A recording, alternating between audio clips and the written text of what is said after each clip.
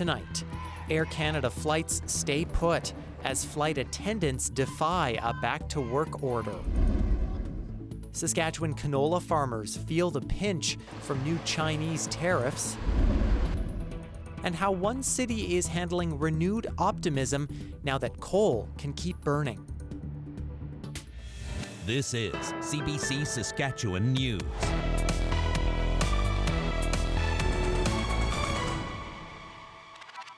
It is Monday, August 18th, and the CBC Saskatchewan News starts right now. I'm Ethan Williams. Thank you for joining us. Air Canada flight attendants are defying an order to get back to work. That means its flights remain grounded for a third day. And as CBC's Mark Carcassol tells us, it is unclear what happens next. Pay before we close the door! Air Canada's 10,000 striking mainline and Rouge flight attendants were initially ordered back to work as of 2 p.m. Eastern Time on Sunday. Their union, CUPE, refused the order. Its national president very publicly expressing his opinion on that over the weekend. Air Canada followed by filing an application with the Canadian Industrial Relations Board that saw the strike declared illegal, ordering flight attendants to get back to work by noon Eastern Time Monday. The decision orders the two sides to meet with the board in a few days to begin the arbitration process and to roll over their existing collective agreement in the meantime. Now, CUPE is defying that order again. At some peril, too. If the union is found in contempt, big fines, even jail time could follow for its leadership. But Mark Hancock says that doesn't worry him. We're going to stay committed to making sure that those workers can do the job that they love doing and actually be able to afford a roof over their heads, to afford caring for their families. And if it means folks like me going to jail, then so be it.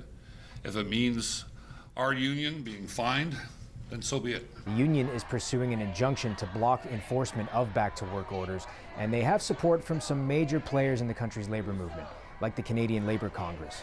What the next steps look like could be a multitude of things. It could be that other airport workers walk out in support. It could be that other workers in other industries walk out in support. The business impacts are adding up for Air Canada. It says the stoppage has affected more than 500,000 customers' flights so far. Whenever they come back online, they tell Reuters it could take up to 10 days to ramp up to full operations. Analysts say this is more than just a little labor spat. For Canadian labor, this is an existential crisis. If the government is continually allowed to use Section 107 to basically send an email to the Canada Industrial Relations Board and order workers back to work against their will, that means that there's no meaningful right to strike left in Canada. As for the negotiation table, it's still empty. There have been no talks and none scheduled. Jobs Minister Patty Hajdu tells the Canadian press late Monday afternoon that the federal government is going to investigate allegations of unpaid work in the airline sector. That's the main concern of the union. Mark Carcassol, CBC News, Toronto. And local travelers at Saskatchewan airports are also frustrated and confused. One man was supposed to fly from Regina to Toronto, then on to Bangladesh. He says he needs to get there as soon as possible because of a family medical emergency, but his flight was canceled. It's hurt me a lot because I have I take leave from my job early and I have to go and come back within 15 days. So here if they just cancel the flight and 2 or 3 more days I have to stay over in Regina. So my holidays and with the family I cannot spend a lot of time without nothing reason. I'm pretty worried about that. Hawk says he's supposed to be on a rescheduled flight in a few days, but he says some of his fellow travelers have been told they won't get on a flight for a week. China's newest tariffs on Canadian canola are putting Saskatchewan producers in a tough position. This year's crops are expected to be good for most of the province, but some farmers say they may have to sell at a loss. Alex Kozrowski reports. It's usually one of the highest earning crops in Canada, but this could now be seen as a liability. China's 75.8% tariffs on Canadian canola came into effect last week, and producers are already feeling it.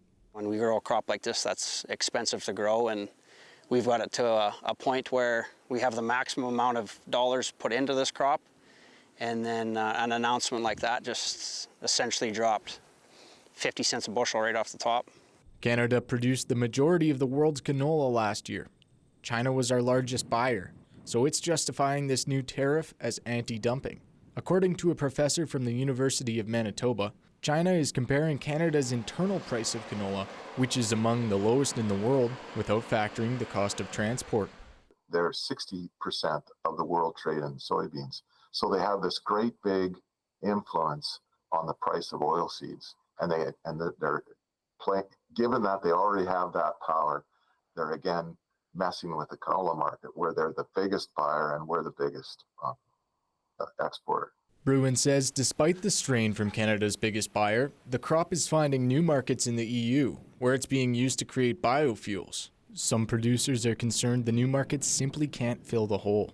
As prices for fertilizer, pesticides, and equipment go up, the profit margin for canola producers continues to shrink. Trying to keep a positive spin on it, like if this is just maybe a blip and we can ride this out and yeah, it's, I don't know, it's stressful, but you try not to put too much worry into it. It's not good for me, not good for the kids, not good for the wife, so. Nagy says his operation may have to shift towards growing more pulses or cereals if the tariffs persist. Otherwise, he says he and other farmers may have to sell at a loss. Alex Kozrowski, CBC News, near Ogama.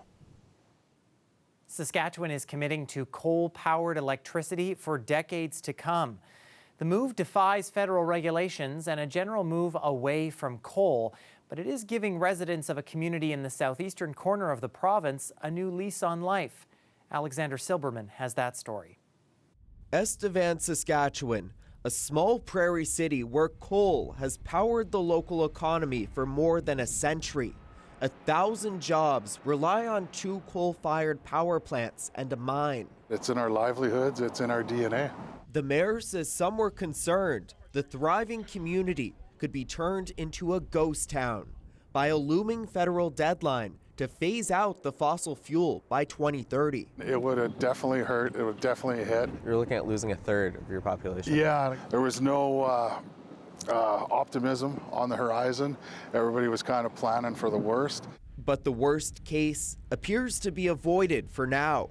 Well, we're asking for the federal rules to change, and we're going to be operating those plants into the future. The province claims Ottawa doesn't have jurisdiction over electricity generation, and it's preparing to keep burning coal for decades, despite the pollution. The hope is that keeping this plant running will help ease a transition to nuclear power. But experts warn the decision could spark a costly fight with the federal government.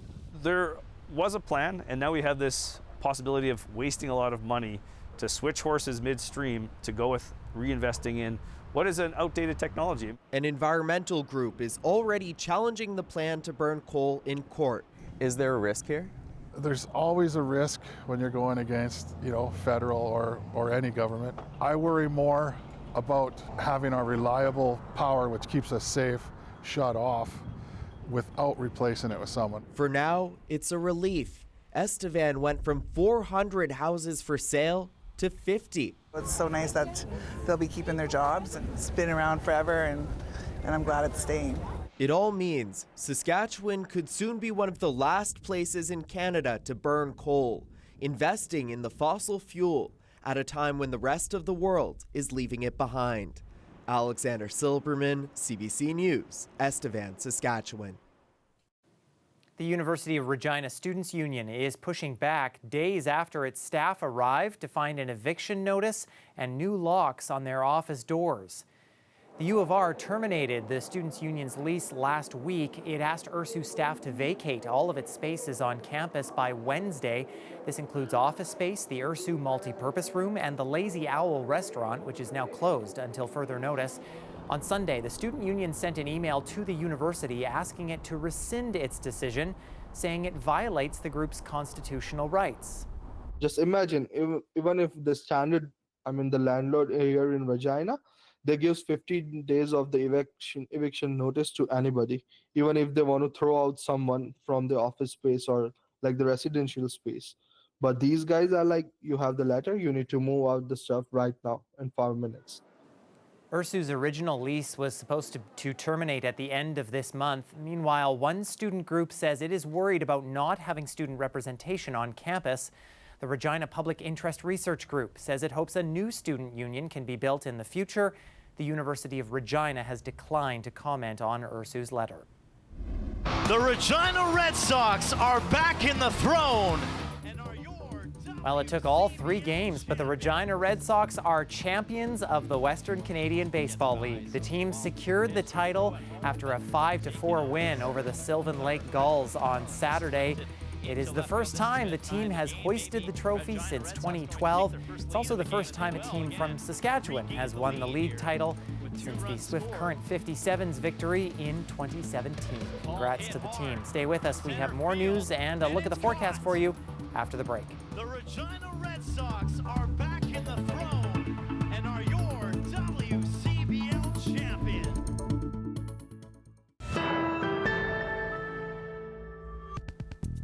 A family in Yorkton has turned a negative into a positive. They were the targets of hateful graffiti, but their unusual response resulted in a huge amount of support from their community. Ashwarya Duda has more. A Yorkton family woke up to homophobic slurs spray painted on the front of their home, garage, and shed. But instead of scrubbing it off, they decided to turn hate into hope and art. The family displays pride flags in their front yard. Last week, those flags made them a target. But instead of removing the hateful graffiti, Becky Willems decided to fight back. I did think I could just get rid of it and she might never even have to know. But then everything in me just was like, I don't want to hush this up. I don't want to, that just makes me mad. The thought of like acting like I'm ashamed when I'm really not. The family painted flowers, rainbows, and a message of pride across their property. And for Becky's son, Sam, it was all about refusing to give in to the negativity. I almost found it more funny that someone would try to go to that length to hurt us. And it's just also when you have that positive reaction, you deny the person who did this the reaction they want, which kind of diffuses the whole situation and ruins their fun. The community also rallied around them, donating flowers, money for security cameras, and messages of support. Every little text, every little message, every phone call, and some people sent us some money to buy some security cameras and offered to come and help us paint. And one of the kids' friends even painted our shed for us. And we just felt, by the end of the day, so uplifted and supported. Sam says while they painted rainbows on the garage, 3 rainbows showed up in the sky, as if the universe was showing its support. His message? The best revenge is living well. A new supportive housing project in Saskatoon is getting closer to becoming a reality. The project is officially underway. It's being built in Saskatoon's Kensington neighborhood. It will support Métis, Indigenous and non-Indigenous women, children, and the 2S LGBTQ+ community. It will also serve those getting out of abusive situations. The housing project will also provide education and childcare for at least 2 years and will provide help for people who need certain services or are in crisis. Having a space where folks can really come out and feel safe and sharing and being vulnerable, M&S, Métis Nation Saskatchewan, is creating that space for our folks. They'll be provided 24-hour support to the families. And we really want this to serve as an example for similar spaces throughout the province. It's a partnership between Métis Nation Saskatchewan, the City of Saskatoon, and the federal and provincial governments. The building will have 16 units with a total of 24 bedrooms. It's expected to be completed sometime next year. The City of Saskatoon wants to know what residents think should be its top priorities for the next 4 years. Mayor Cynthia Block has released a draft of the city's new strategic plan and is looking for feedback.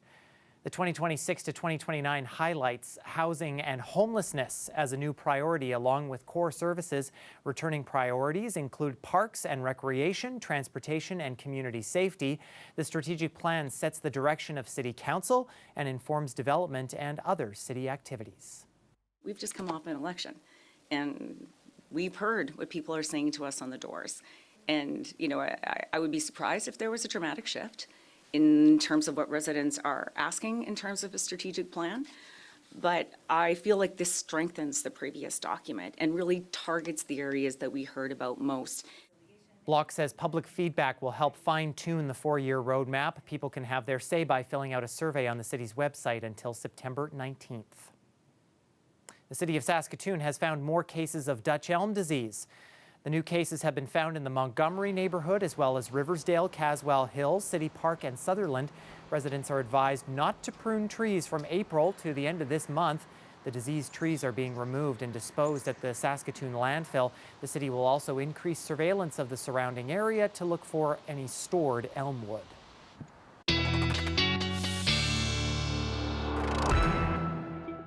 Been a long time since we've had a day this summer where we have seen sunshine and have been uninterrupted by the rain. And boy, is it warm out there in Regina still over the supper hour. In fact, a lot of locations across the province seeing some warm temperatures. Let's go to our current conditions board, or at least our daytime high board, to see how warm those temperatures got, even stretching up into northern Saskatchewan, mid-20s for a lot of places, through south and central, even hit 30 degrees in Val-Marie and parts of southwestern Saskatchewan. These temperatures just slightly above normal for this time of year, and it's only getting hotter from here. We have heat warnings in effect for much of southern Saskatchewan, including Regina and Moose Jaw, Swift Current, down toward Weyburn, Estevan, all along the international border. And this means highs at or above 32 degrees and lows at or above 16 degrees for 2 or more consecutive days. And that's what we're going to be seeing here as we go through the rest of the week. That heat also triggering off some thunderstorms as well. We had some severe thunderstorm warnings earlier as storms moved through west central Saskatchewan. We are expecting those to continue into Tuesday as we're looking at a moderate risk of severe weather through portions of central and eastern Saskatchewan with some possibly large-sized hail as we get through the day Tuesday. In the meantime, overnight Tuesday, looking at some showers moving through portions of the Churchill region. Those could have some embedded thunderstorms in there, but will quickly move out. Again, this model really isn't picking up a lot of the thunderstorms that we might see Tuesday, so it's kind of like Monday where we may see the storms. They may not pop up as much as we're expecting. But as we get into Wednesday and Thursday, kind of a larger system starts moving through, some heavier embedded showers, and especially through the north, we will see some more steady rainfall. But the temperature trend shows that we are continuing to look at some pretty hot weather over the next couple of days here. Again, those purple colors that you see in Montana and North Dakota extending into southern Saskatchewan will bring us some very hot conditions. And add to that just a little bit of some humidity. We'll be looking at conditions feeling more like 40 degrees over the next couple of days in Regina as those daytime highs stretch above the 30-degree mark, but then it all kind of comes crashing down onto Thursday and Friday, where we return to more normal conditions for this time of year. But as you can see, the overnight temperature is still going to be quite warm, especially for Tuesday and Wednesday, although we are looking at some sunshine as we round out the week. Similar story for Saskatoon, not quite as warm, but again, still humidex values stretching into the mid-30s. Possibly seeing some showers and thunderstorms on Wednesday before we get a bit of relief from the heat, closer to normal conditions for the weekend, and maybe some gusts here and there as we head into Friday. Well, some notable names are being inducted into the 2025 class of the Regina Sports Hall of Fame. It's really humbling because parts of you think that stuff like this will never happen, and then when you're called and then the nomination, and again, you see some of the talent that's you're surrounding you with is pretty special. That's Regina-born receiver Steve Mazurek. The inductee played for the Saskatchewan Roughriders in the 70s and later worked for the team in marketing and sales. Other inductees include fellow Rider receiver and Grey Cup champ Rob Bresciani, University of Regina track star Janine Polischuk, gold medal figure skater Mervyn Tran, and Regina Pat's assistant GM Dale Durkach. The 2013 Regina Thunder football team is also being inducted. They are the last Thunder team to have won the Canadian Junior Football League Championship.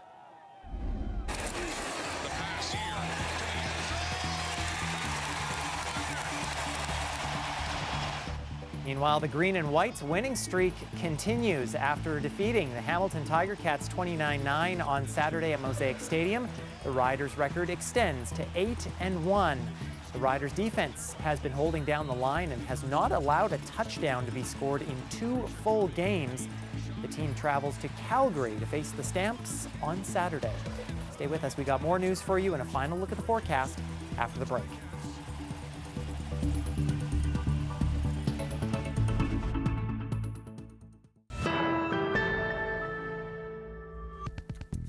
Welcome back. It was a productive weekend for Team Saskatchewan at the Canada Summer Games in St. John's, picking up 2 medals. Setting up Markinton. Smith at the net. That's going to drop, and the bronze medal goes to Saskatchewan. What an effort from both teams with Markinton at the end. With Smith first to catch 15 here in this third and deciding set. And the bronze medal will go to the green and yellow. Saskatoon's Erica Markinton and White City's Alexa Smith beat out Alberta in women's beach volleyball to claim the bronze, winning 2-1 with a final set score of 15-13. And they weren't the only medal winners this weekend. Will Saskatchewan do it here? 2 strikes, 2-0, nobody aboard, up by a pair in the bronze medal game. Here's the pitch, swung on, ground ball down to second, over to first in Saskatchewan. Our bronze medalists at the 2025 Canada Summer Games. The men's baseball team also took the bronze on Saturday, beating a dominant PEI team that went undefeated in preliminary play. The final score 4-2 for Team Sask. Saskatchewan is now 7th in the medal standings with 3 bronze and 1 gold. Most events took a break on Sunday and Monday. New events to look for starting Tuesday at the Games include artistic swimming, golf, and wrestling.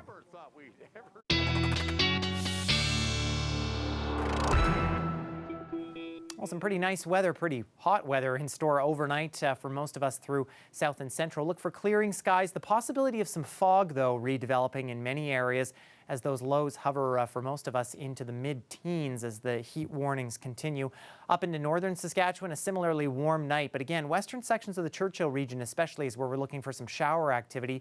By the morning, that's shifted closer to the Manitoba border.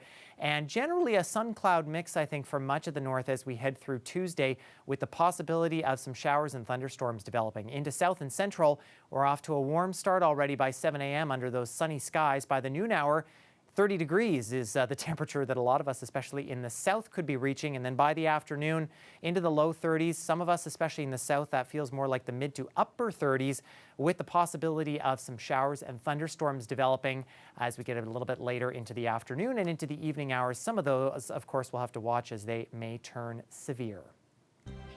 And that is our news for this Monday. For more news anytime, you can always head to cbc.ca/Sask or subscribe to the CBC Saskatchewan YouTube channel. And you can also download the CBC News app on your smartphone or tablet. Thanks so much for watching.